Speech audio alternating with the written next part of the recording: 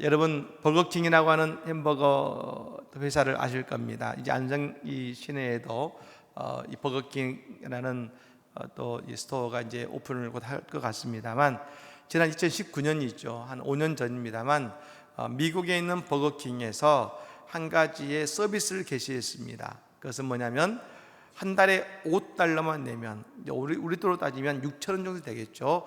$5만 내면 한 달 내내 아침에 커피를 한 잔씩 마실 수 있는 것입니다. 스타벅스 커피가 한 잔에 $5 정도 되니까 스타벅스 한 잔 값을 가지고 매일 아침마다 이 버거킹의 커피를 마실 수 있는 것이죠. 여러분, 여기에는 두 가지 의도가 숨어 있었습니다. 먼저 첫 번째는 아침 식사를 버거킹에서 먹게 하기 위함이죠. 바쁜 아침 시간에 여러분 버거킹에 가서 커피 사고 딴 데 가서 뭐 다른 걸 사고 이러겠습니까? 커피 산 데서 아침도 먹지 않겠습니까? 그래서 아침을 먹게 하기 위한 의도가 있었고요. 두 번째는 뭐냐면 한 달 내내 같은 커피를 마시게 해서 그 커피의 입맛을 길들이기 위한 것이죠. 매일 먹다 보면 익숙해지고 그 버거킹의 커피가 제일 맛있어지는 것입니다. 그래서 아침에는 반드시 버거킹의 커피를 마시게 만들기 위함이고, 여러분 그렇게 되면 어떻게 되겠습니까? 하루에 한 번은 꼭 버거킹에 들르게 만드는 일이 발생하지 않겠습니까? 참 탁월한 판매 전략이라고 할 수 있는 것입니다. 여러분, 우리는 무엇에 입맛을 들이는가가 참 중요합니다. 우리가 불평과 불만에 그 입맛을 들이면 우리는 늘 원망하게 되어 있습니다. 불평과 불만이 우리의 입에 여러분 입맛을 들이면, 그럼 우리는 칭찬과 감사하는 것이 어색해집니다. 우리가 하나님의 말씀을 늘 입술로 고백해야 됩니다. 여러분, 안 된다고 하는 불평과 원망으로 내 입술을 익수하게 할 것인가, 아니면 하나님 안에서 할 수 있다고 하는 믿음의 입술을 내 입에서 익수하게 만들 것인가? 우리가 매주 드리는 예배는 어떤 시간입니까? 우리의 부족한 입술을 하나님의 사랑과 능력의 입술로 바꾸는 시간인 것입니다. 여러분, 오늘 예배를 통해 우리에게 주시는 감사와 기쁨의 고백이 우리에게 회복되어지는 오늘 예배의 자리가 다 되시기를 예수님으로 간절히 축복합니다. 김동호 목사님의 책에 보면 우리의 인생을 실패와 멸망으로 이끄는 4가지의 함정들이 있다고 설명하는 그 책이 있습니다. 첫 번째는 뭐냐면 자기 자신을 너무 과신하는 것입니다. 하나님 필요 없이 내가 다 할 수 있어 라고 하는 그 정신을 가지고 세상을 살아가는 것이죠. 대표적인 사람이 바로 나폴레옹이라는 사람 아니었습니까? 그가 뭐라고 했습니까? 내 사전에는 불가능이 없다고 했습니다. 미숙하다는 것은 뭐냐? 나의 부족함을 모른다는 것입니다. 이것이 우리를 실패로 이끄는 첫 번째 요인이고요. 두 번째는 뭐냐면 세상의 꾀와 악인의 꾀를 따르는 것입니다. 우선 눈으로 보면 그게 좋아 보이고, 그리고 그렇게 하면 다 잘 될 것 같습니다. 그 악인의 꾀를 따르면 괜찮을 것 같습니다. 하지만 여러분, 시편 1편 4절의 말씀이 이렇게 말씀하죠. 악인들은 그렇지 아니하며 오직 바람에 나는 겨와 같도다. 세상의 꾀는요, 하나님의 생명의 바람이 일어나면 그 생명의 바람에 의해서 그 모든 꾀는 나는 겨와 같이 사라질 줄로 믿습니다. 세 번째는 뭡니까?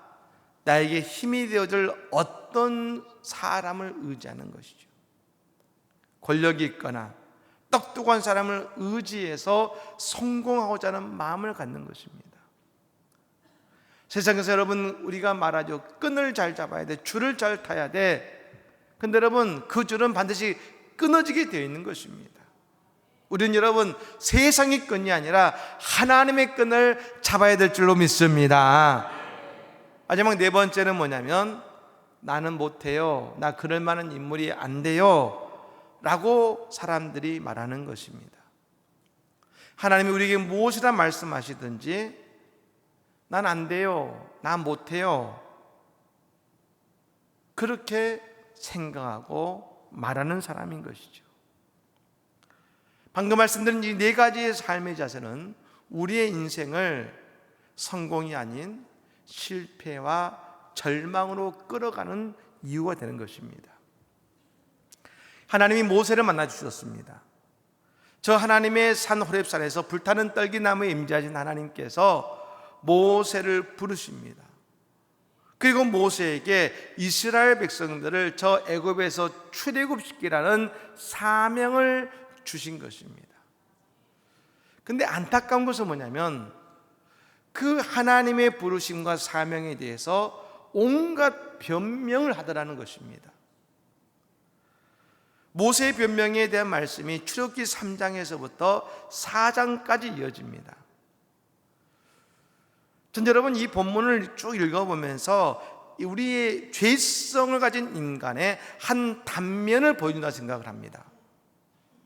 사람은 늘 하나님 앞에서 안 된다는, 안 되는 이유를 말하는 존재다라는 것입니다. 모세는 3장부터 4장 이르기까지 5가지의 안 되는 이유를 말합니다. 참 안타까운 장면입니다. 그런데 여러분 우리는 이거를 쭉 읽다 보면 한 가지 느끼게 되는 것이 있습니다. 모세가 하나님께 하나님 나 그거 못합니다 라고 했던 그의 변명들을 보면 우리도 그와 같은 말했던 변명이 그 안에 들어있다는 것입니다. 내가 말했던 변명이 여러분 이 안에 모세도 똑같이 말하고 있더라는 것이죠. 저는 오늘 본문을 묵상하면서 한 가지 분명한 사실을 발견했습니다. 한 가지 발견한 사실이 있는데요, 그건 여러분 모세는 마지막까지 하나님께 제가 가겠습니다라고 말하지 않았다는 겁니다. 이사야 선지자는 그가 성전에 있을 때 하나님의 음성을 듣습니다. 내가 누구를 보내며 누가 우리를 위하여 갈꼬라고 하시는 하나님의 음성이 들리자 이사야 선지자는 그 자리에서 대답했습니다. 주여 내가 여기 있나이다, 나를 보내소서. 그는 담대히 하나님께 말했습니다. 우리는 이 모습을 너무나 사모합니다. 그런데 출애굽기 오늘 여러분 3장과 4장의 이유를 보면 모세는 하나님께 나를 보내소서라고 말하지 않습니다. 그가 하나님의 설득으로 결국 애굽으로 가게 됩니다. 그런데 그가 애굽으로 가는 도중에 그 장인 이드로에게 그가 왜 가는지를 말하는 말씀이 오늘 본문 다음 구절인 18절의 말씀에 이렇게 나옵니다. 18절 말씀입니다. 모세가 그의 장인 이드로에게 돌아가서 그에게 이르되 내가 애굽에 있는 내 형제들에게로 돌아가서 그들이 아직 살아있는지 알아보려 하오니 나로 가게 하소서. 이드로가 모세에게 평안히 가라 하니라. 하나님께서 나를 부르셔서 내가 하나님이 주신 사명 가지고 애굽으로 갑니다라고 말한 것이 아니라 애굽에 있는 내 형제들이 살아있는지 그거 알아보려고 다녀오려고 합니다 라고 말한 것입니다. 마침 여러분 모세는 이 말씀을 보면 하나님께서 그렇게까지 말씀하시니 하나님 제가 애국까지는 가드릴게요 라고 하는 것 같습니다. 그런데 여러분 만일 제가 하나님이라면 그 이스라엘 백성들 가운데서 하나님 제가 민족 해방을 위해 쓰임받겠습니다, 나는 죽더라도 하나님을 위해서 내 백성들을 위해서 이 일을 감당하겠습니다 하고 말하는 사람을 찾을 것 같습니다. 모세보다는 하나님 내가 그 일을 위해 죽더라도 감당하겠습니다는, 여러분 100만 명 중에서 한 명은 있지 않겠습니까?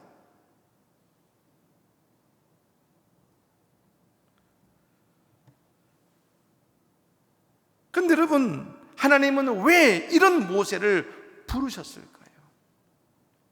저는 모세의 대답을 보면서, 그의 변명을 보면서 이런 생각이 듭니다.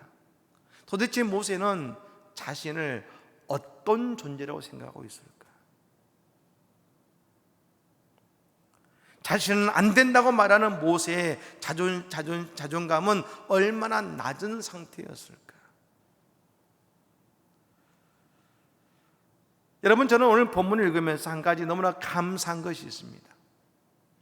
모세 자신도 자기를 믿지 못하는데 하나님께서는요, 그 모세를 끝까지 붙드시고 그를 끝까지 놓지 않으시더라는 것입니다. 여러분, 저는 하나님이 모세의 그 거부 속에서도 끝까지 모세를 붙드는 이 장면을 보면서 이런 생각이 들었습니다. 이것이 사랑이구나. 우리 하나님은, 하나님과 모세의 관계를, 우리가 여러분 이 본문을 보면 하나님은 일을 시키는 자요, 모세는 이 일을 해야 되는 입장으로 봅니다. 하지만 여러분, 이 말씀을 읽고 읽다 보면 하나님께서 모세를 사랑하시는구나라는 생각이 드는 것입니다. 왜요? 하나님은 지금 모세를 세상의 관점이 아니라 하나님 나라의 관점으로 모세와 이야기하고 계시는 것입니다. 누가복음 15장에 보면 잃어버린 양의 비유가 나옵니다. 양 100마리를 관리하는 목자가 어느 길을 들판을 가다 보니 어린 양 한 마리가 보이지 않는 것입니다. 누가복음 15장에 뭐라고 말하냐면, 그러자 99마리 양을 들에 두고라 하겠습니다. 그냥 그 99마리 양을 들에 두고서 잃어버린 한 마리 양을 찾으러 갑니다. 1대 99입니다. 근데 예수님은 그 잃어버린 한 마리 어린 양을 찾으러 가시는 것이죠. 이것이 뭐냐면 하나님 나라요, 하나님의 마음이라는 것입니다. 하나님의 나라는 능력과 크기에 있는 것이 아닙니다.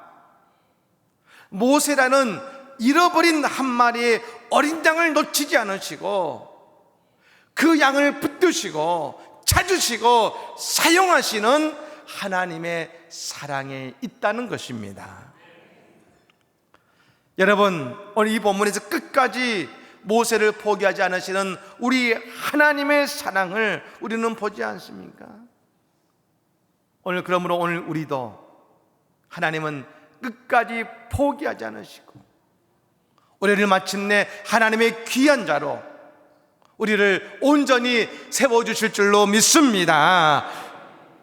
오늘 본문에서 여러분, 모세는 오늘 본문의 말씀에는 두 가지를 이유로 하나님이 제가 주신 사명을 거절했습니다.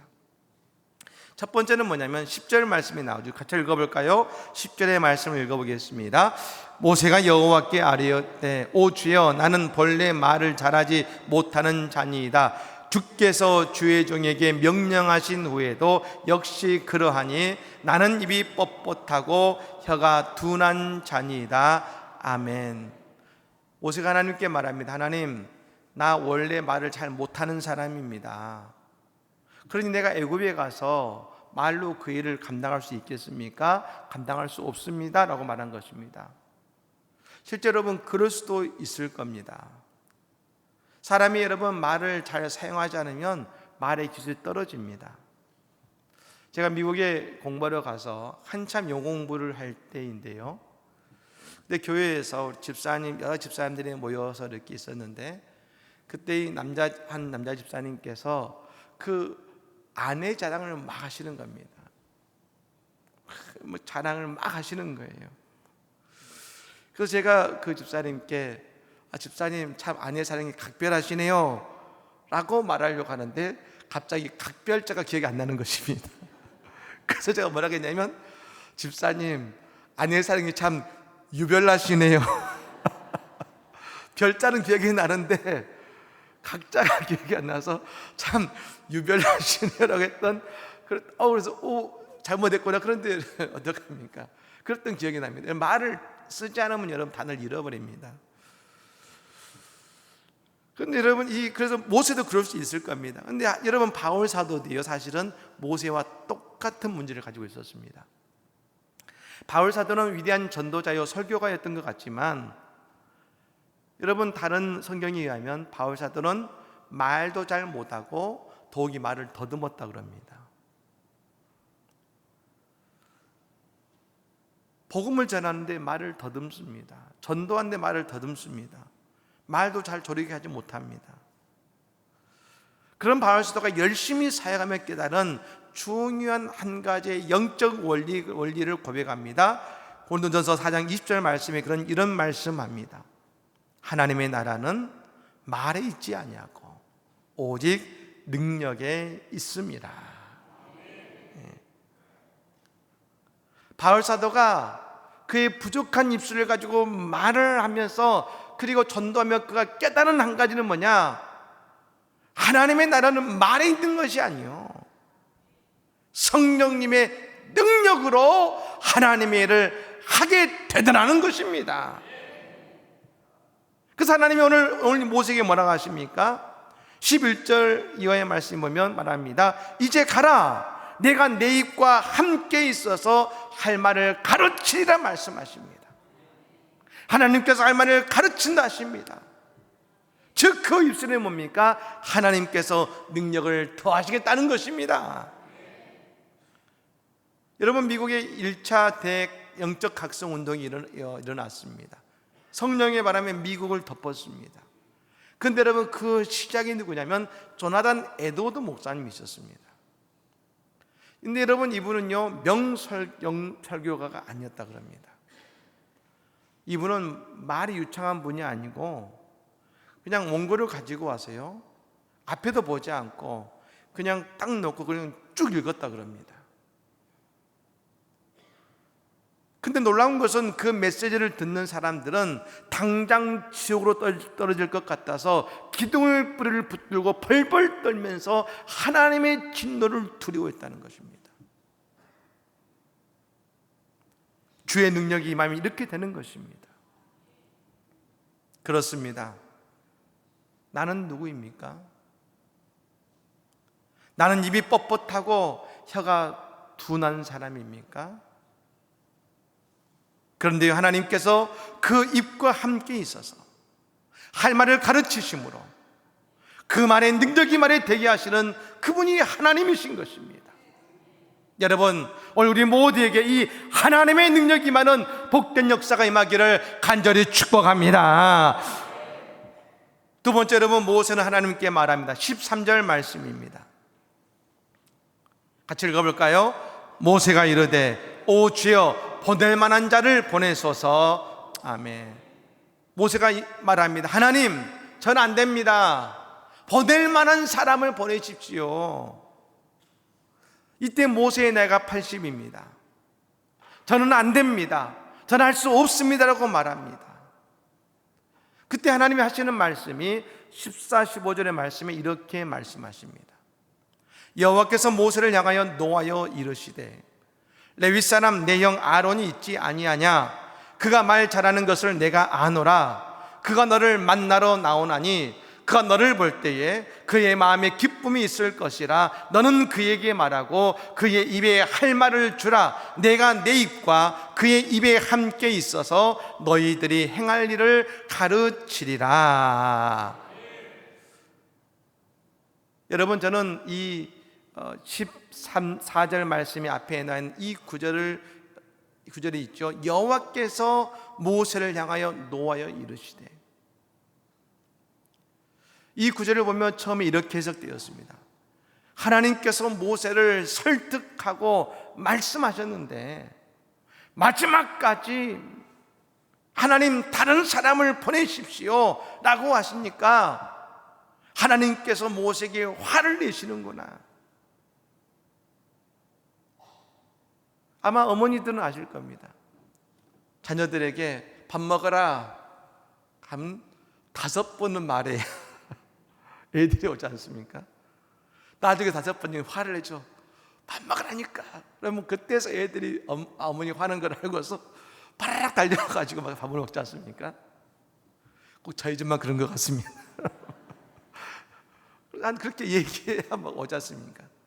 여러분, 그런 것인가? 근데 여러분, 제가 이 말씀을 묵상하면 묵상할수록 그것이 아니라는 생각을 갖게 되었습니다. 하나님, 난 안 됩니다. 다른 사람을 보내세요. 자신을 무시하고 자신이 아무것도 아니라고 하는 그 모세의 말에 대해 하나님이 화가 나신 거죠. 내가 너를 택했는데, 내가 너를 소중히 여겨서 지금 내 백성을 위한 일을 맡기겠다고 이곳까지 와서 너에게 최선을 다하는데, 내가 너를 사랑하는데 너는 너 자신을 아무것도 아닌 것처럼 너 자신을 그렇게 대하느냐? 부모가 자녀들에게 진짜 화나는 때 언제입니까? 시키는 일을 하지 않을 때가 아닙니다. 진짜로 자녀에게 부모가 화가 나고 안타까울 때는 자녀가 스스로를 비하하고 자신의 인생을 비관할 때입니다. 난 왜 이거밖에 안 돼요? 우리는 왜 이래야 돼요? 자신의 인생을 비관할 때요. 내게 너는 너무나 소중한 자식인데, 너는 지금도 내게 최고이고 나의 전부이고 내가 전부인데 자신의 인생이 아무것도 아니오라는 그 모습을 볼 때 부모는 그 가슴속에 화가 납니다. 여러분, 그래서 하나님께서 모세에게 말씀하십니다. 네가 그렇게 힘들면 내 형 아론과 같이 하면 되잖아. 아론이 예전 너를 비난했지만 이제 너를 보면 기뻐할 거야. 그러니 아론과 함께 일을 하면 되지 않겠니라고 모세를 끝까지 붙들어 주시는 것입니다. 사랑하는 여러분, 나는 누굽니까? 나보다 능력 있는 사람이 많으니 나는 안 되고 나 말고 다른 사람이 내 역할을 대신하기를 바라고 계십니까? 하나님은 이렇게 말씀하십니다. 나는 너 아니면 안 돼. 나는 너와 함께 할 거야. 내가 힘들면 도와줄 사람을 보내줄게. 우리 하나님은 오늘 우리에게 그렇게 말씀하고 계시는 것입니다. 제가 이번에 새롭게 하소서라는 간증 프로그램에 유기성 목사님의 사모님 되시는 박리부가 사모님의 간증을 들었습니다. 참 은혜를 받았습니다. 여러분이 박리부가 사모님의 아버님도 목사님이셨는데요, 40대 중반에 병원에 가셨더니 말기암이란 진단을 받고 3개월 만에 갑작스럽게 세상을 떠나셨습니다. 그때 여러분, 이 사모님은, 박리부가 사모님은 고3이었는데요 그 어머님은 40대 초였었다 그러십니다. 갑작스럽게 아버님 소천하시고 그 사모님의 어머님께서 그 자녀들 데리고 생계를 꾸리셔야 되는 거예요. 그런데 아무리 힘들고 어려워도 기도회 전에 나가서 늘 기도하시며 힘든 어려움을 이겨내셨다는 것입니다. 그런데 그 박리부가 사모님께서 자신의 어머니의 기도 가운데 늘 하나님 앞에 기도하러 나오면 맨 처음 하셨던 기도의 첫 말씀을 이야기해 주셨는데요, 그 사모님의 어머님의 성함이 제자 희자를 쓰신답니다. 늘 성전에서 기도하게 딱 앉으면 하나님 이렇게 기도했답니다. 하나님, 제의가 왔어요. 하나님, 제의가 왔어요. 그리고 기도를 시작하셨다는 겁니다. 여러분, 우리도 한번 그렇게 고백해 볼까요? 하나님, 그리고 내 이름을 부르시면서 하나님, 신이가 왔어요. 한번 같이 해볼까요? 함께 하겠습니다. 하나님, 신이가 왔어요. 하나님, 신이가 왔어요. 하나님, 죄가 왔어요. 그 기도를 통해 언제나 모든 시련을 이겨내시고 하나님의 사랑으로 그 사랑이 커하셨다고 간증하셨습니다. 나는 누굽니까? 좌절하고 절망하고 쓰러진 내가 아니라 모세처럼 우리도 포기하지 않으시고 끝까지 하나님께서 불러주시고 하나님께서 사랑해 주시는 사람, 나를 위해 죽기까지, 십자가에서 죽기까지 나를 사랑하셨던 예수님의 그 십자가의 사랑으로 나와 함께 해주시는 예수 그리스도의 사랑과 함께하는 바로 나. 여러분, 오늘 하나님의 사랑 속에서 우리 주님의 놀라운 은혜의 주인공들이 다 되시기를 바랍니다. 하나님의 사랑 속에 주님과 더불어 함께 주님의 은혜의 자리, 영광으로 나아가는 우리 모두가 되시기를 예수님으로 간절히 축복합니다. 아멘.